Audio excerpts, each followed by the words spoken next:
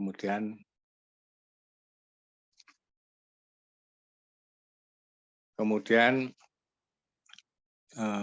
bisa saja dilakukan semacam evaluasi kecil, misalnya diadakan kuis dan seterusnya. Itu adalah alat bantu untuk penilaian atau monitoring, evaluasi monitoring ya. Nah, itu proses perubahan perilaku yang bisa dipercepat yaitu melalui pendidikan tadi, yaitu dengan membuat secara struktur, sistematis, dan bisa diukur gitu. Kemudian ini sehakikat dengan survei perilaku kesehatan ya.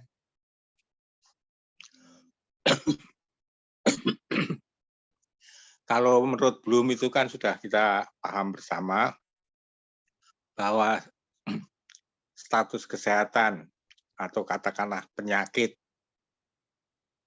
itu secara di luar epidemiologis itu ada faktor-faktor yang bisa menyebabkan terjadinya suatu penyakit. Ya, artinya perubahan status kesehatan yang tadinya sehat menjadi sakit. 4 faktor utama yang kita pernah sebutkan itu ada herediter, faktor pelayanan kesehatan, faktor perilaku, dan faktor lingkungan. Ya. Yang paling besar adalah lingkungan, karena di situ ada lingkungan fisik, lingkungan biologis, dan lingkungan sosial. Yang kedua paling besar pengaruhnya adalah perilaku kesehatan atau behavior. Ya. Dan yang ketiga adalah pelayanan kesehatan atau health services, dan yang keempat adalah herediter. Faktor herediter itu paling kecil pengaruhnya terhadap status kesehatan ataupun suatu kejadian penyakit ya. Nah, untuk selanjutnya berkaitan dengan nanti skripsi itu bisa saja dengan mengembangkan teori Bloom itu, dan nanti behavior itu bisa dilakukan survei ataupun juga bisa dilakukan perlakuan ya, memberikan perlakuan tertentu, misalnya memberikan pendidikan yang berkesinambungan, terarah dan berkesinambungan untuk bisa nanti dilihat efek dari hasil pendidikan itu apakah bisa menjadi berubah perilaku atau tidak berubah perilakunya. Jadi itu yang dimaksud dengan nanti skripsi akan dilakukan pada kesempatan akhir dari proses pendidikan di Urindo ini. Jadi tolong diperhatikan nanti behavior sendiri atau perilaku sendiri itu juga dipengaruhi oleh 3 komponen besar, yang satu disebut faktor predisposisi, faktor enabling, dan faktor predisposing, yang itu adalah teori dari Lawrence Green ya. Teori itu ditemukan tahun 80 ya oleh Lawrence Green. Nanti di situ predisposing predisposing, enabling, dan reinforcing itu berpengaruh terjadinya perubahan perilaku. Tapi belum perilaku kesehatan ya. Nanti dikaitkan dengan perilaku kesehatan pada behavior yang ada di teori Bloom ya. Dan dari situ nanti dilakukan pengukuran-pengukuran terhadap variabel-variabel itu guna menjelaskan seberapa jauh hubungan atau seberapa jauh pengaruh perilaku itu terhadap adanya penyakit maupun status kesehatan ya. Itu pada hakikatnya seperti itu. Jadi oleh karena itu nanti perlu dikonsepkan dari teori-teori yang ada, kemudian dibikin bagan, dan kita ambil beberapa variabel yang kita kehendaki untuk diteliti, maka disebutnya sebagai kerangka konsep. Dan variabel-variabel yang ada di kerangka konsep itu di definisi operasional agar dapat diukur, dan nanti dengan teori statistik tertentu bisa untuk menjelaskan apakah variabel tersebut berhubungan bermakna atau berpengaruh bermakna atau tidak. Dan variabel yang lain juga demikian halnya, dan kalau perlu langsung dilakukan tes, namanya itu tadi univariat, bisa juga dilakukan tes bivariat yang mencari hubungan antara satu variabel bebas terhadap satu variabel terikat ya. Jadi itu untuk menjelaskan hal yang terkait dengan variabel-variabel yang hendak kita teliti, yaitu yang disebut kerangka konsep.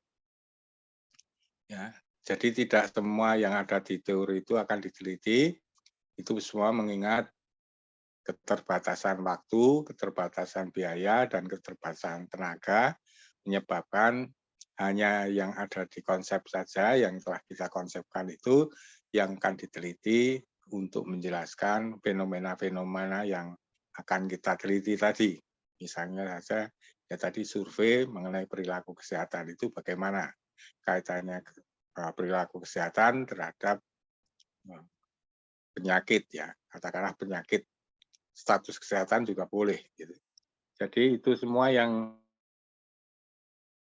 untuk instrumen penelitiannya itu kesehatan itu disebut sebagai kuesioner.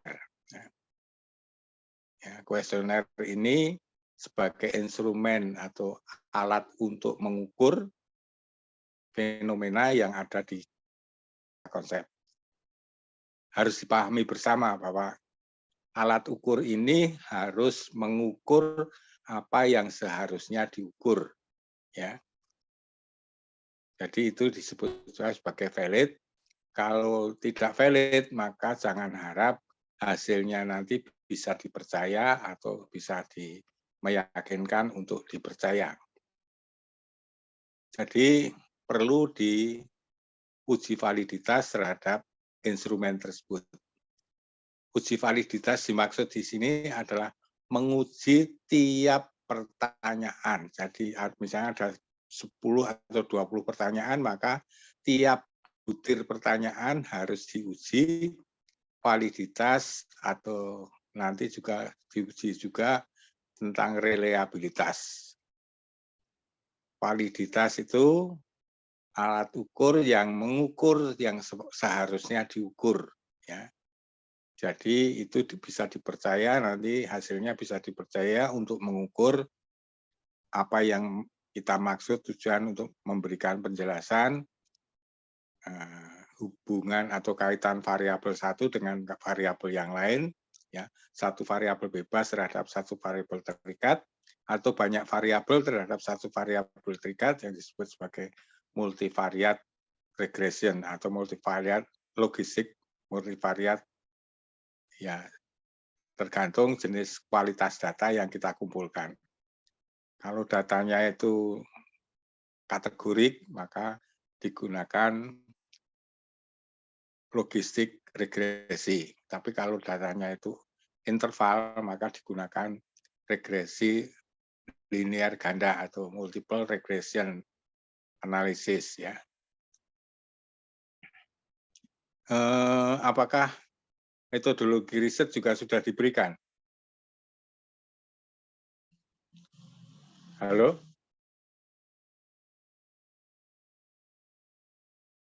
Halo? Halo? Ya, Prof. Suara saya terdengar? Terdengar, Prof. Jelas. Ya. Metodologi riset sudah diberikan ya? Sepertinya Halo? belum ya, Prof. Sepertinya belum, Prof. Ya udah, kalau sudah pun sebagai apa namanya, Reminder. penyegaran ya. Baik, Jadi Prof. uji validitas itu sangat-sangat penting ya. Caranya bagaimana uji validitas? Ini tolong dicatat saja, yaitu menggunakan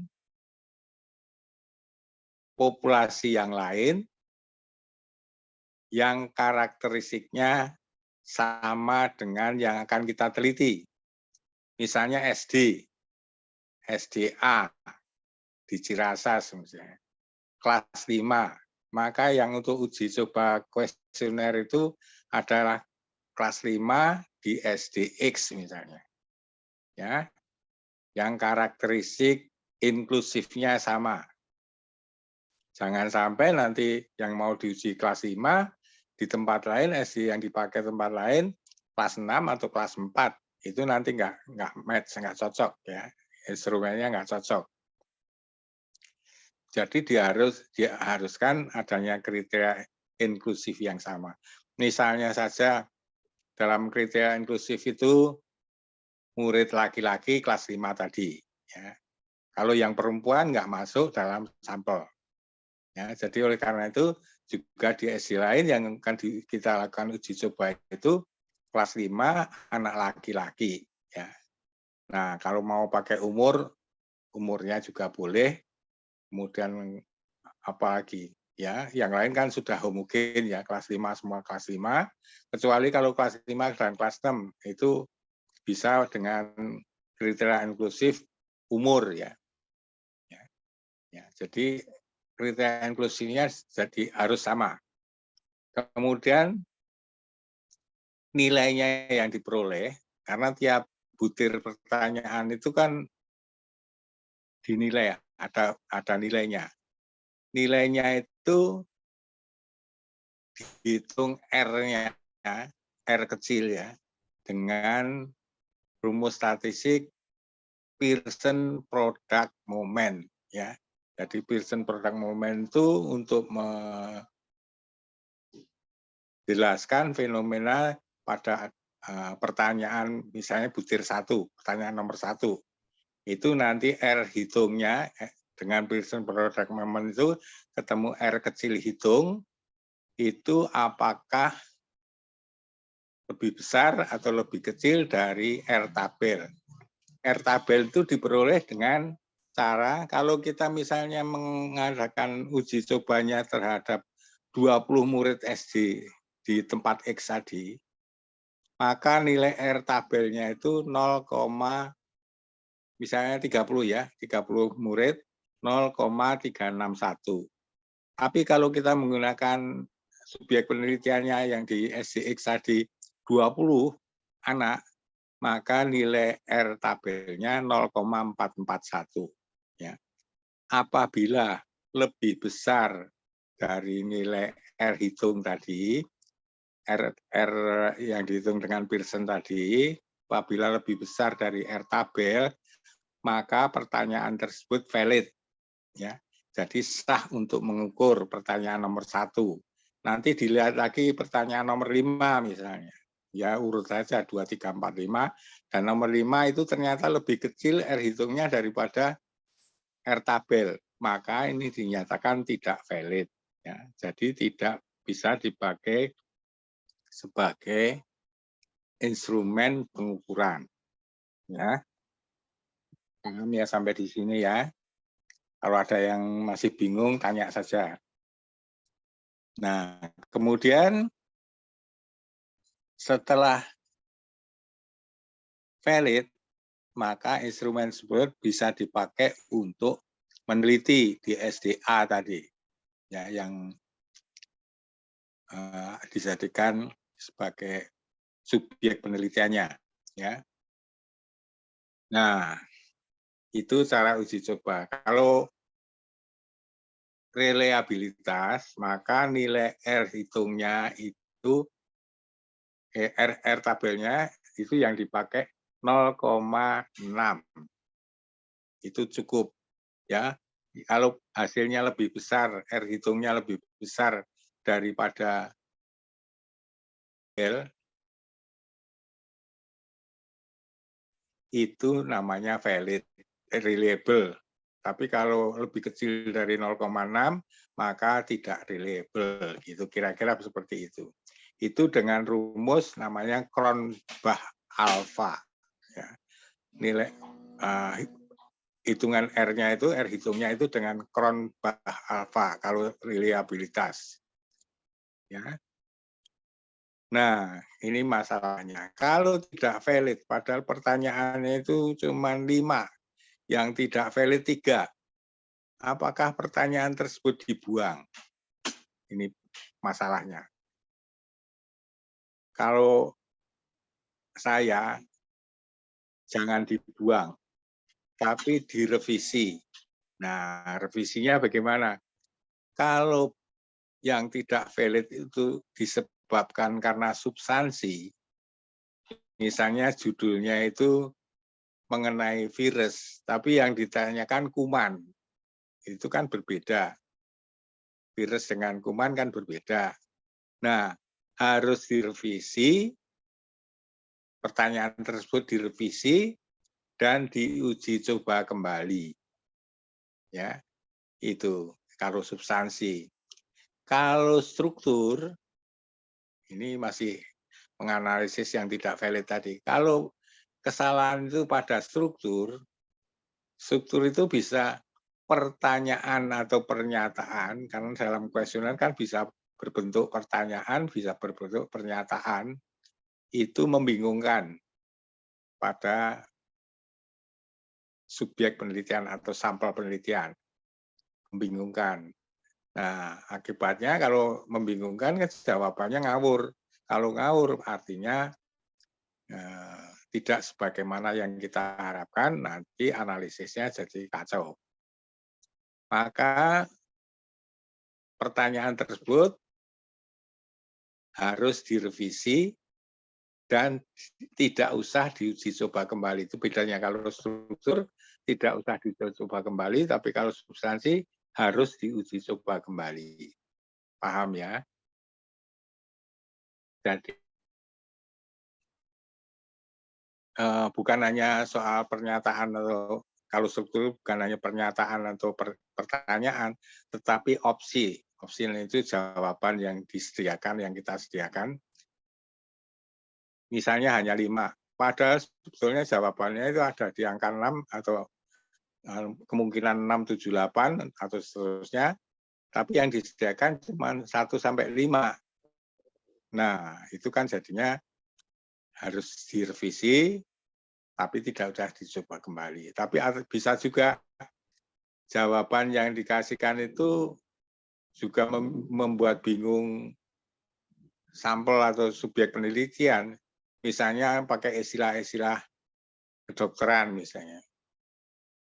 Apakah eklamsi atau apa jawabannya itu.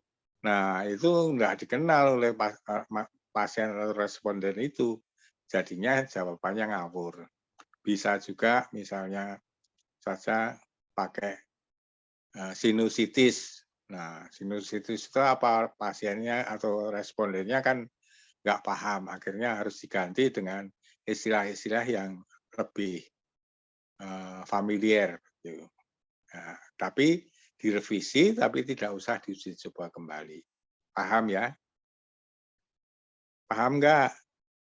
Halo? Suara Prof, saya bisa izin tanya. Ya, boleh. Tadi untuk cara mengetahui R tabel dan R hitungnya itu gimana, Prof? Nah, R hitung itu kan dengan rumus tadi. Kalau validitas dengan rumus Pearson product moment. Ya, ada nilai R sama dengan itu dihitung, dimasukkan angka-angka dari survei yang diuji coba tadi. Dan angkanya itu nanti dimasukkan dalam rumus R Pearson product moment tadi. Akan ketemu angka. Nah, kalau R tabel itu memang ya itu tadi, kalau misalnya kita pakai 20 responden yang kita uji coba tadi, itu nilai R-nya misalnya 20, maka nilai R-nya itu 0,441 di tabel itu begitu. Ya, percaya aja kalau nggak punya tabel seperti itu. Kalau 30 R tabelnya itu 0,361 ya. Kalau R hitung lebih besar dari R tabel, maka valid. Kalau lebih kecil dengan dia tidak valid. Nah, Bagaimana kalau tidak valid itu? Tadi sudah saya kasih contoh, Mbak Linda ya.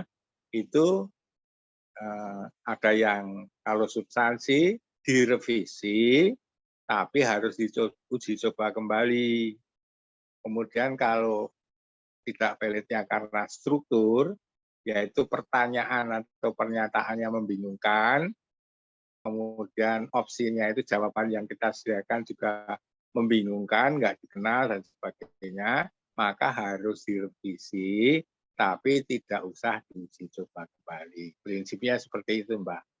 Kalau reliabilitas, maka rumus yang dipakai itu rumus Cronbach alpha. Di Cronbach alpha itu rumusnya ada R. Nanti kalau sudah urusannya dengan metodologi riset atau statistik itu akan dikenal.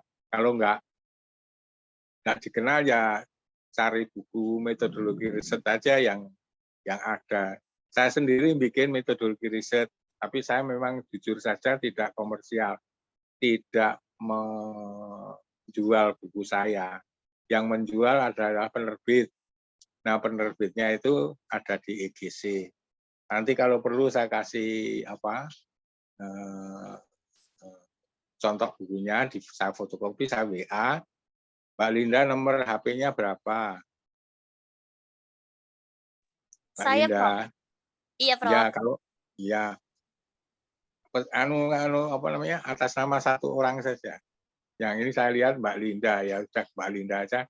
Nomor HP-nya tolong dikirim ke saya ya. Nanti saya kasih baik.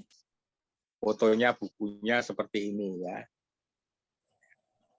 Itu pesan perorangan juga bisa, pesan per kelompok juga bisa. Di situ saya jelaskan mengenai bagaimana uji validitas, uji reliabilitas ya Mbak ya.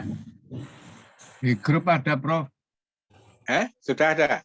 Grupnya udah ada, di-share di grup aja kali, Prof. Oh ya. iya, Prof. Di grup aja, Prof. Ya, oke. Nanti kalau mau pesen satu pun diantar kok. Mau nganternya di mana. Jadi oleh karena itu ya kalau bisa kolektif lebih baik. Ya. Itu.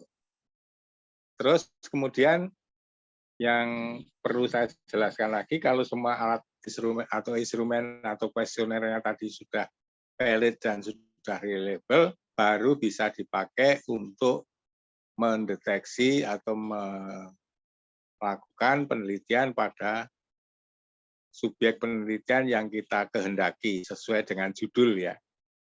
Jadi semua nanti nulisnya itu dari judul sampai kesimpulan dan saran itu harus konsisten terus. Istilah juga harus konsisten. Ya.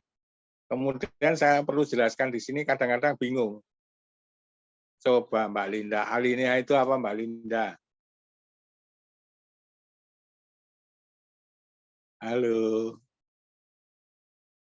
Suara saya terdengar? Halo? Benar, Pak. Oh ya, oke. Mbak Lia aja deh, Mbak Lia. Apa itu? Alinea, Mbak.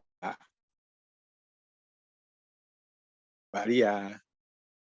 Apa itu alinea? Iya, Pak. Alinea apa, Pak? Pertanyaannya, maaf. Alinea itu apa? Jangan bilang alinea itu paragraf ya, Mbak ya. Itu sama. Tahu nggak? Alinea itu satu pemahaman. Nanti kalau nulis jangan ngaco ya. Ini ada aturan mainnya. Alinea itu satu pemahaman. Misalnya saja pemahaman tentang hepatitis ditulis oleh si A, si B, dan si C mengenai hepatitis. Itu dibuat satu alinea, penulisnya ada 3 orang, si A, si B, si C tadi, gitu loh, Mbak Lia. Karena kalau nulisnya ngaco balur nanti alinea per alinea nggak bisa mengalir gitu. Nanti baru pindah halaman lagi, pindah alinea lagi, namanya penyebab hepatitis misalnya. Itu siapa yang nulis, ditulis. Jadi setiap alinea harus ada referensinya. harus ada siapa yang menulis itu. Karena kalau tidak itu dianggap plagiatisme. Ya Mbak ya. Jadi setiap alinea harus ada referensinya. Bisa 2 atau 3 referensi ya. Ya. Jadi alinea itu satu pemahaman. Kalau satu pemahaman belum selesai, jangan pilih alinea dulu. Ya. Nanti di alinea lain lagi, pemahaman yang lain lagi. Gitu. Ini penting karena banyak kan nulis, asal nulis saja tidak mengingat urutan penulisan itu, ya nanti jadinya membacanya jadi nggak enak. Sudah paham? Mbak Lia Ayunita Sari. Ya, iya Mbak. Halo, dengar suara saya? Kok sepi-sepi aja? Kedengaran nggak suara saya? Iya, Prof. Iya. Ini Mbak Devi Tias. Ya. Oke, dengar semua ya? Halo. Iya, Apa Prof. sudah ngantuk? Nggak kedengaran suaranya. Ini Mbak Devi ya. Nah, sekarang biar nggak ngantuk saya tanya. Mbak Devi asalnya dari mana? Asalnya Jakarta, Prof. Asli Jakarta. Dari apa? Kebidanan, perawat, atau dari SMA? Prof. Analis kesehatan, Prof. Oh, analis. Ya. Kok tertarik dengan SHM? Iya, Prof. Nantinya ingin penyetaraan ke penyuluh, Prof. Oh ya, bagus, bagus. Nggak Iya, mau nanti sampai S2 atau S3 jadi dosen nanti. Oh.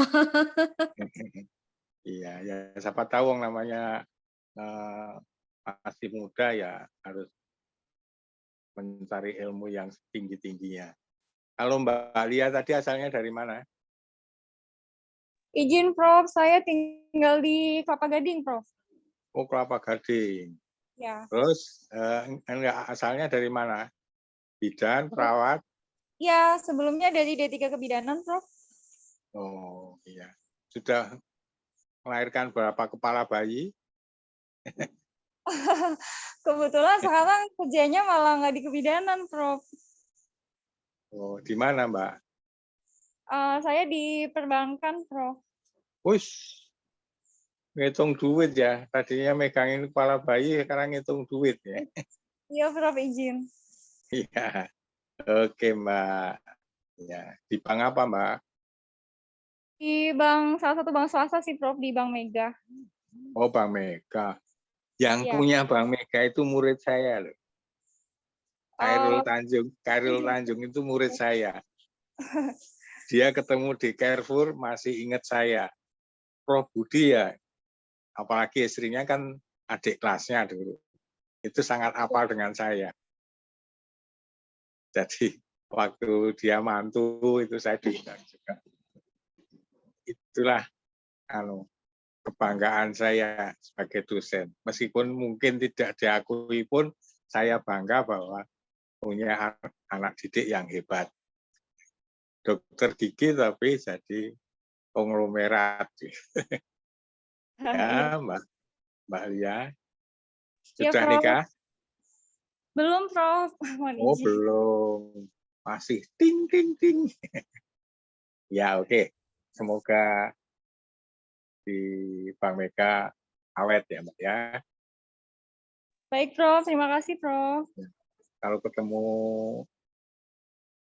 Pak Khairul Tanjung misalnya itu masih nggak kenal sama Prof. Budiarto dari UI dulu gitu. Siap, Prof. Ya. Oke, baik, terima kasih. Mas Hafid, sampai jam berapa nanti? Jam 16.20, Prof.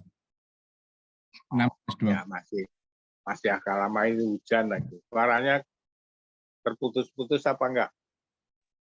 Jelas, Prof. Jelas. Jelas.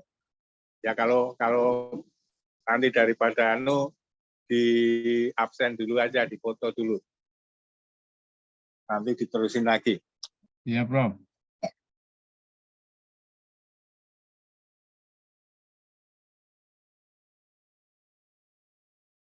Nanti tanggal 27 Desember itu kalau nggak salah ada offline ya. Open kamera dulu aja. Ya.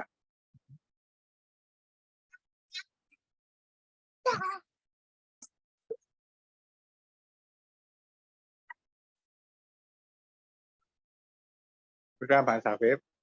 Ya, Prof.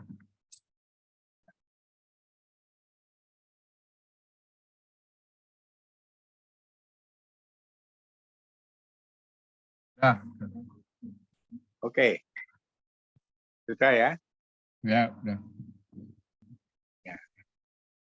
Kemudian kalau untuk mau melakukan penelitian itu kan harus dilihat kriteria inklusif dan eksklusif.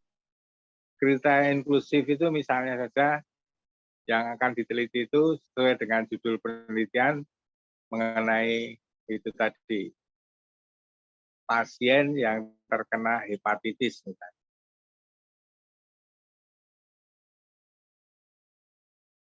Kalau misalnya yang dikehendaki itu laki-laki saja, itu boleh saja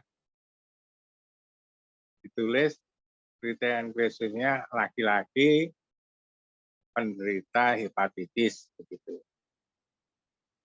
Nah, mungkin yang lain-lain lagi bisa dikriteria inklusifkan. Artinya kriteria inklusif itu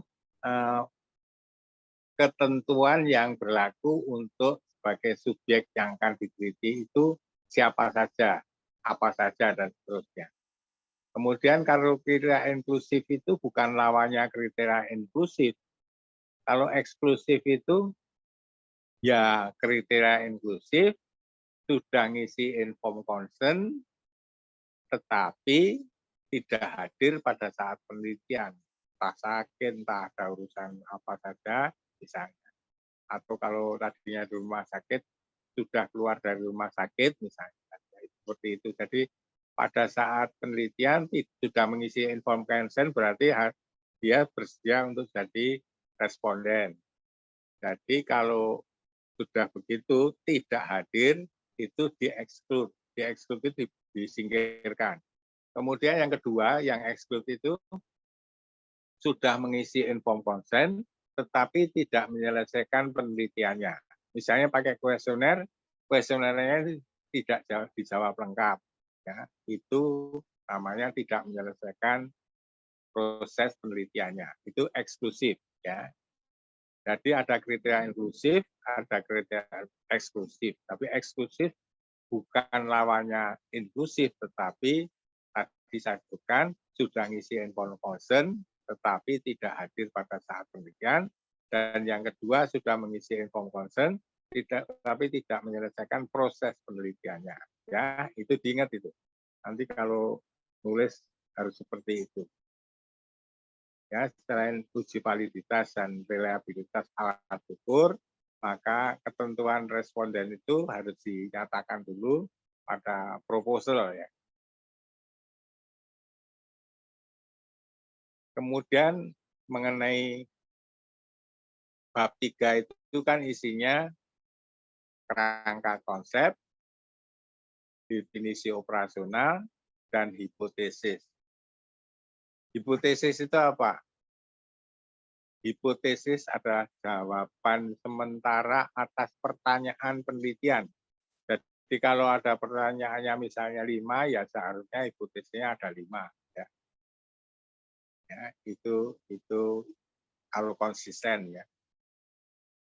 Ya, definisi operasional mendefinisikan variabel yang tidak diukur itu. bisa berdasarkan teori, tetapi nanti konkretnya di mana mengukurnya. Misalnya saja tadi mengenai pendidikan misalnya. Pendidikan itu adalah bisa disebutkan sebagai adalah proses yang dilalui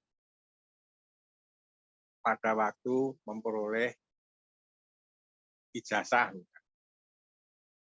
yang terakhir. Jadi kalau sampai SMP ijazahnya nggak ada misalnya, ya itu jangan dimasukkan sebagai subjek yang akan diteliti, tapi ijazah terakhir. Kalau kelas 2 misalnya, itu yang dihitung yang mana? Kalau SMP kelas 2 saja sampai situ. Maka yang dihitung adalah pendidikannya SD. Ya. Gitu. Dan seterusnya pokoknya. Didefinisikan dulu variabelnya, kemudian bagaimana mengukurnya, alat ukurnya apa, tadi dikatakan kuesioner misalnya, hasil ukurnya bagaimana. Kemudian skalanya apa.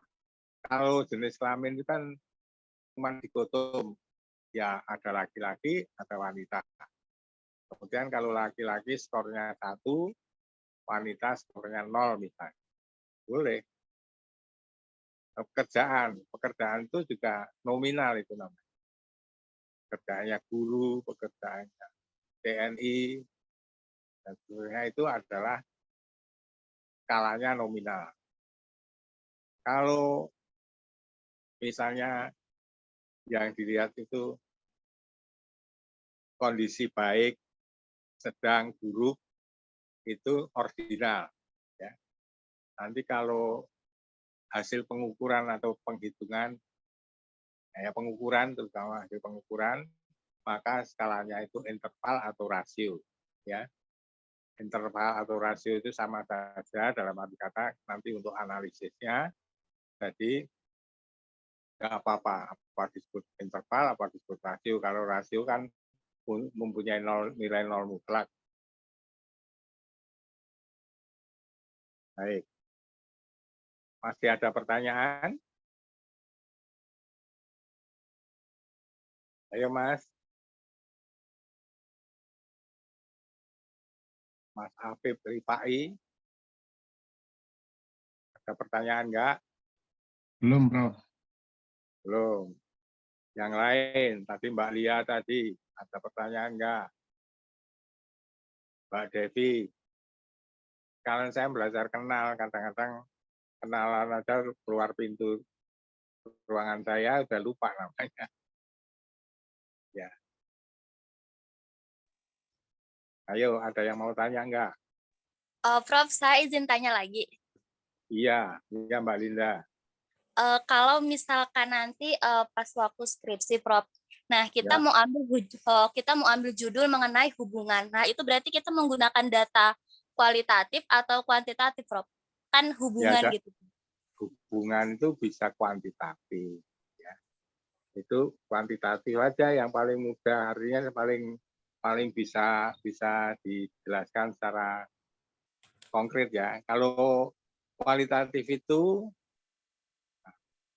bertanyanya itu lebih susah ya, karena bertanyanya itu harus bisa menggali pertanyaan itu jawaban yang sejelas-jelasnya, sedalam-dalamnya ya. Ya, itu namanya nanti ada informan utama, ada informan pendukung ya. Ya, jadi nanti tidak tergantung besar sampel kalau kualitatif. Tetapi teoritisnya harus lebih banyak daripada kuantitatif ya. Karena nanti untuk menjelaskan itu lebih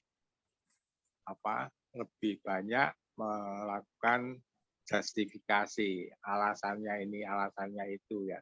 Terus kemudian tidak ada angka sama sekali. Persen pun nggak boleh kalau kualitatif ya. Kalau kuantitatif justru angka. Penjelasannya dari angka yang diperoleh dari hasil pengukuran atau perhitungan tadi. Ya, Mbak Linda ya. Iya, baik Prof. Ya mudah-mudahan nanti Mbak Linda saya yang bimbing. Gitu. Terserah Amin, Prof. mau Jadi kualitatif berarti boleh, kuantitatif boleh. Ya, kalau misalkan dia merujuknya ke faktor, Prof, bisa menggunakan kualitatif juga? bisa. Ya, tapi biasanya judulnya bukan faktor-faktor gitu. Iya, biasanya kan ada ya Prof, faktor-faktor gitu kan. Ya, tapi umumnya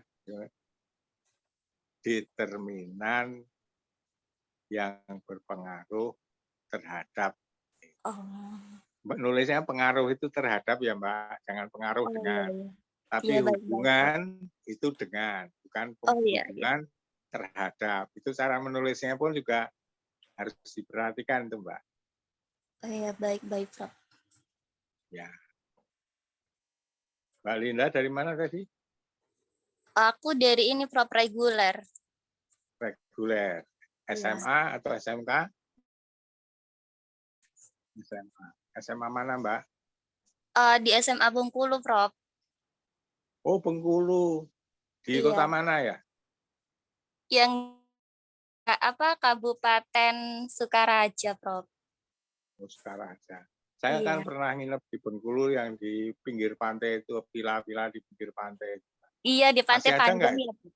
Iya, masih ada, Prof. Masih ada? Oh, Iya. iya. Karena dulu Dokabunya itu murid saya. Oh.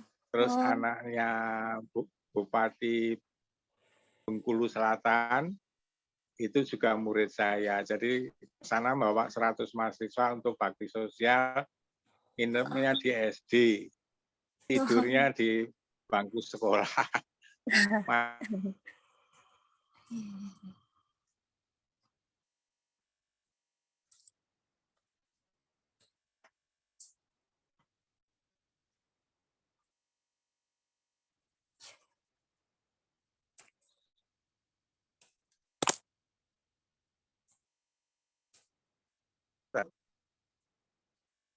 Halo,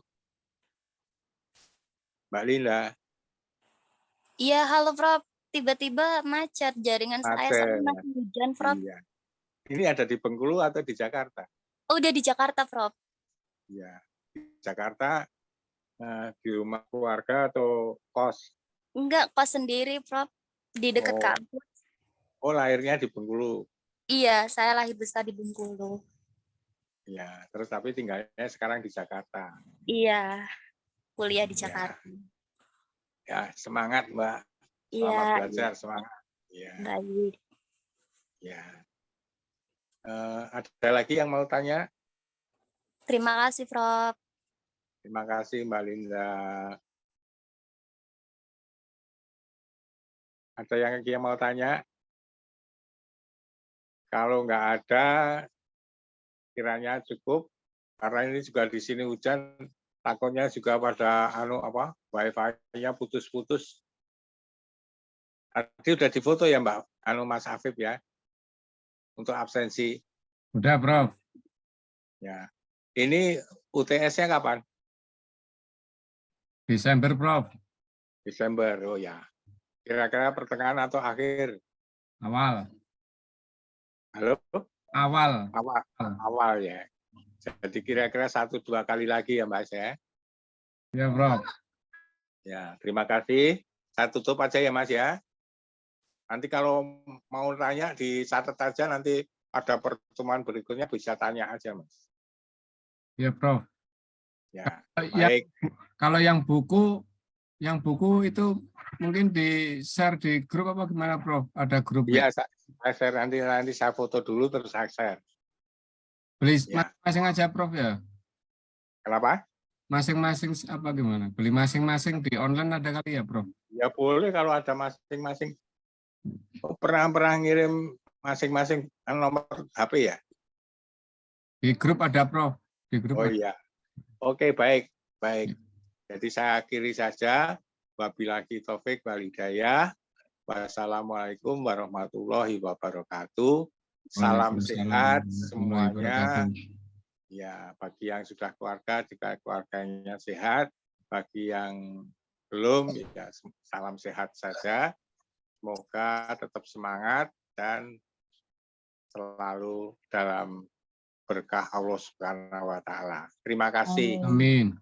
Ya. Amin. Terima kasih, Terima Prof. kasih, Prof. Terima kasih. Terima kasih Mbak Linda. Ya, sehat selalu, Prof. Amin. Ya. Oh ya, waktu itu saya nggak bisa nyambung, akhirnya udah sampai sore, waduh saya udah nyerah. Wifi-nya kacau.